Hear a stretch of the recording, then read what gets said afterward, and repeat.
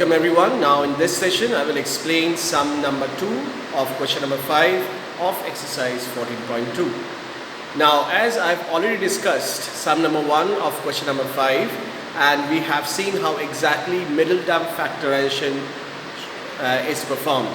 Okay, now same process will follow or will do with sum number 2 also. Now see, again 3 terms are given. So students, whenever you see the 3 terms are given and it's written that you have to factorize, please follow the step. That is one first possibility is that you will see that if any common factor is there between these 3 terms or not. If you see that no, there is no such common factors, then the second step you will follow is what? You will see that whether it is following any identities or not, along with the signs also. Okay, the sign is equally very important. Okay, if you see that the second possibility is also cannot be processed, then the third step is to do the prime factorization by middle term factorization. So in your syllabus there is only 3 things are there: grouping or using identity, or the last process is middle term factorization. So what I said about the middle term factorization, you have to work out on the middle term, that is a 10Q. So what was the 2 condition I gave you? 2 condition is what? See, again I am giving, if somebody has missed out or if you have not understood it. So the first condition, student, the first condition is that you have to see 2 numbers, or you have to arrange 2 numbers whose product is 21. So when you multiply these 2 numbers, you should get 21. This is the first condition. Okay, so you have to choose 2 numbers whose product should be equals to 21. This is the first condition. Now what is the second condition? What did I say during the first one? Now you always have to watch out for this side. Never watch out for this side. Okay, just watch out for this side. Why? Because if you see the plus sign is there, then your second condition is, if a plus sign is there, then you need to put plus sign. Okay, you need to put plus sign here. Okay, now if it is a minus sign out here, then you will put minus sign. So why I have written this 2 given 2 boxes. Now this, according to the second condition, it is asking that whichever number you will see that after multiplying you are getting 21, same those 2 numbers should have a sum equivalent to 10. Okay, that is same numbers. Okay, 21. Suppose you have chosen 2 numbers. Suppose 7 4s are 21. 7 3s are 21, isn't it? So see, 7 3s are 21. Now same those 2 numbers you will put it here and you will check out whether it is fulfilling the second condition or not. Okay, that is 7 3s are 21. 7 plus 3 is what? 10. So if the 2 numbers fulfills the 2 condition, then only these 2 numbers satisfies the required expression.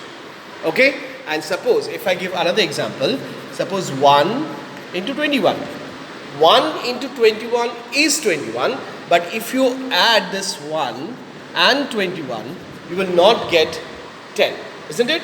So these 2 numbers are not fulfilling the 2 condition.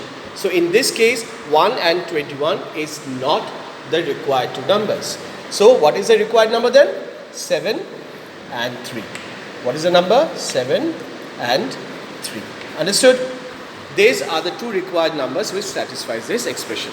Now as you have selected 7 and 3, where you have to put? You have to put it in the middle term, in the place of middle term. So how exactly you have to do? Put a minus sign, give some bracket. So 7 plus 3, isn't it? Because 7 plus 3 is 10. Now you put the plus sign out here. That is 21. And also you have to write the coefficient just outside the bracket. Now open the bracket. Be careful when you opening the bracket, students, because when you see minus sign is outside the bracket, you need to be very, very careful. Fine, because when you will open the bracket, the inside all sign will be reversed. That is see, minus. Now you need to multiply this 7 with the coefficient. That is 7 into q is what? 7q. Minus plus is what? Minus. 3 into q is what? 3q. Understood? See the changes? See, plus in place of plus I have written minus. Why? Because minus plus is minus. So be careful when you see minus sign outside the bracket. And finally we will write plus 21. Now In this step, you see there are 4 numbers are there. Fine, the 4 terms are there. So we have to go for a grouping then. To make a group of 2, that is the first group, the first term and the second term will come. Now you need to see that what is the required factor which is common in both the term. It is q. Exactly, it is q, because q is present in the first term and q is also present in the second term also. So we'll take q as a common. Now when I take q as a common, and if I divide q square by q, the answer would be q. In the first answer inside the bracket would be q, and when you divide 7q by q, so this 2q will be cancelled. What will remain? That is 7. Fine. Now the same thing we'll do with this part. That is, what will be common? We cannot take q as a common because q is not present on the 4th term, isn't it? Now in this case you have to really check that which number you can take it as a common. Now 3 and 21 is there. So 3 is divisible by 3 and 21 is also divisible by 3. So in this case you will take 3 as a common. So take 3 as a common.